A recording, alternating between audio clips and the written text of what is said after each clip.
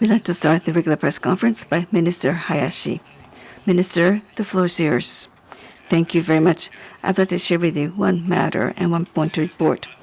In western part of Myanmar, as well as in neighboring Bangladesh, Cox's Bazar province, where the refugee camps are sited, there have been significant damage due to Cyclone Mocha, which occurred in the middle of May, as well as the impact from flooding.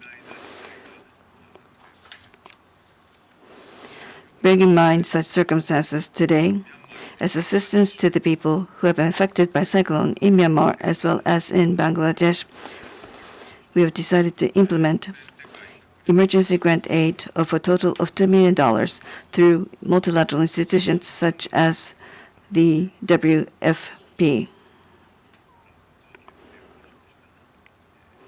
As far as the Japanese government is concerned, we will continue to carry out humanitarian assistance that will stand by the people of Myanmar, in Myanmar, and also in Bangladesh. We will continue to support the refugees who came from Rakhine of Myanmar, as well as the members of the host community. That is all from my side. Thank you. If you have a question, please raise your hand, and when you're called upon, please proceed to the microphone and state your publication as well as your name before you ask your question. Azahari-san, please. All right, news. 2 days ago, on June 5th, it was the 56th anniversary of the war in the Middle East, the 1967 war, that resulted in Israel changing the status quo of the Syrian and Palestinian borders by annexing Golan Heights and occupying Palestinian territories through military force. While the G7 condemned Russia for changing the status quo by invading Ukraine, we are seeing great improvements in relations between Japan and Israel. This is despite Israel annexing the Golan Heights and occupying Palestinian territories. Would Japan lead the G7 group to apply sanctions against Israel in the same way you have did against Russia? Thank you.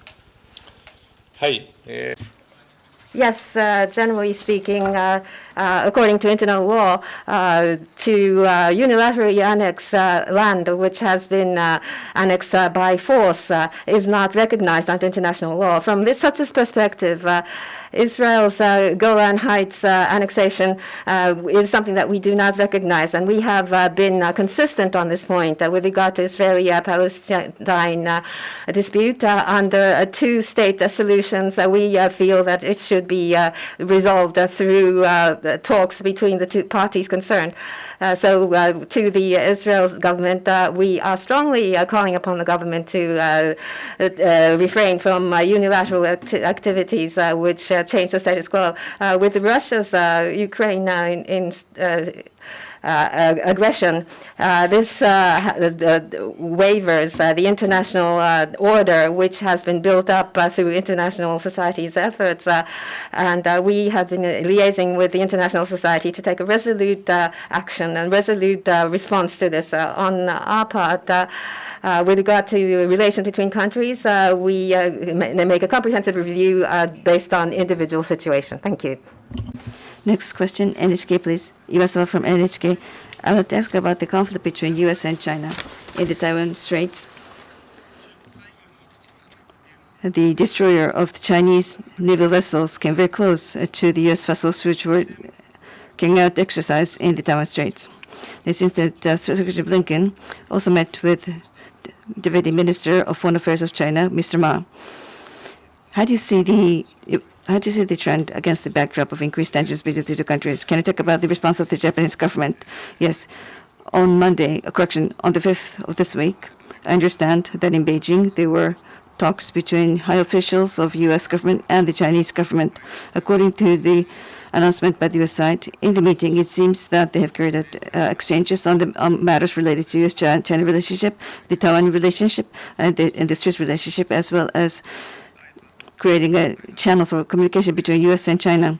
I would like to refrain from commenting on meetings that took place between two third-party countries. However, on top of that, we believe that the stabilization of ties between U.S. and China is extremely important for the international community.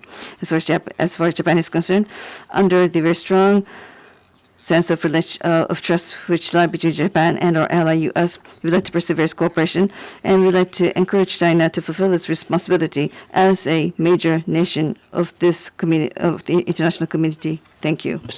Next question, please. Katsurada-san from Kyodo News, please. Katsurada from Kyodo News. With regard to the so-called like-minded countries in the national security strategy in order to strengthen international order, it has explicitly mentioned liaising with like-minded countries in addition to allied countries. And in April, OSA has been decided which supports like-minded countries. What does the country consider, Japan consider like-minded countries, and would freedom and democracy be values that like-minded countries have?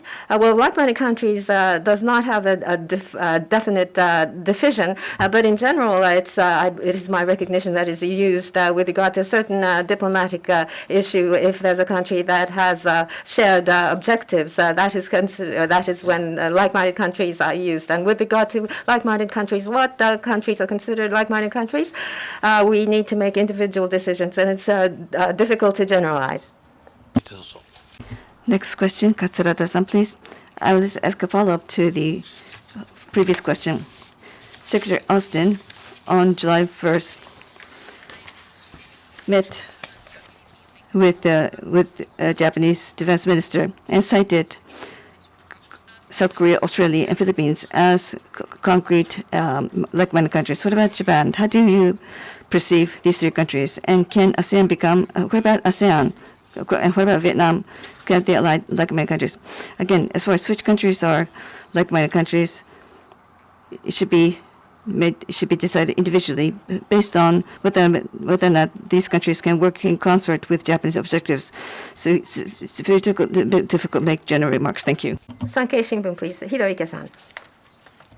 Hiroike, Sankei Shimbun. On DPRK at the WHO, it has become a member of the executive board.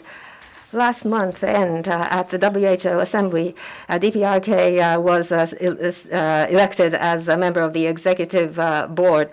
There are some concerns raised because they're launching ballistic missiles and they violate UNSC resolutions. What is your take on this?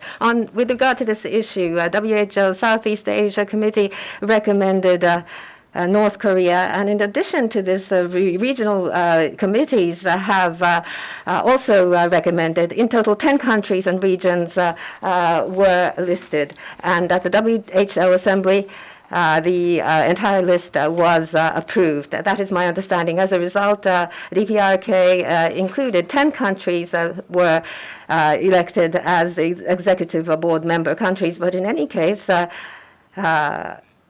we hope that the new executive board would operate in accordance with the WHO principles. Next question, please.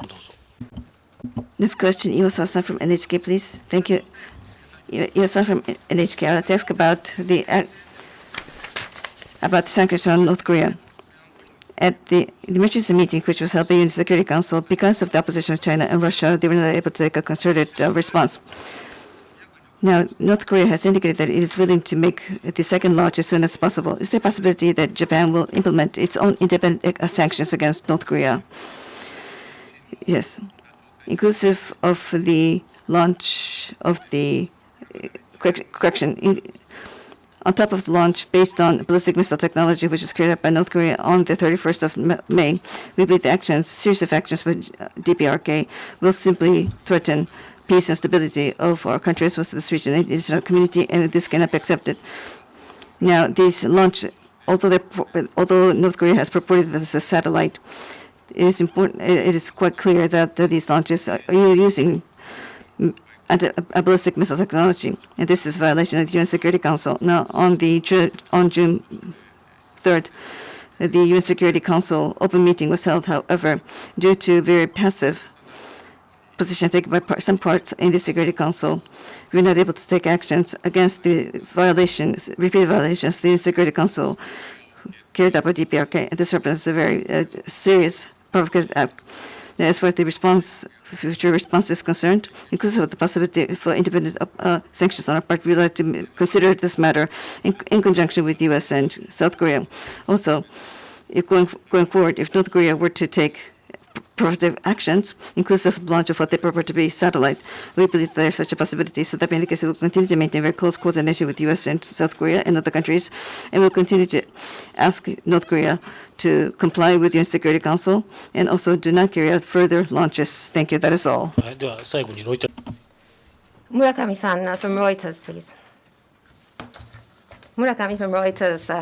NATO, I understand, has made clear that they will open, they are in constant talks with the Japanese government to open a NATO liaison office in Tokyo. There are reports that France is opposed to this. NATO's Tokyo liaison office and opening of this. What is the exchange between the Japanese government and France? And France is concerned about the tensions with China should there be a NATO Tokyo office. Is the Japanese government concerned? I am aware of the reports that you have mentioned. NATO's setting up of a liaison office in Japan is something which internally within NATO they are moving forward with studies. And I should refrain from saying anything on this, making prejudgments. We'd like to conclude at this point. Thank you very much.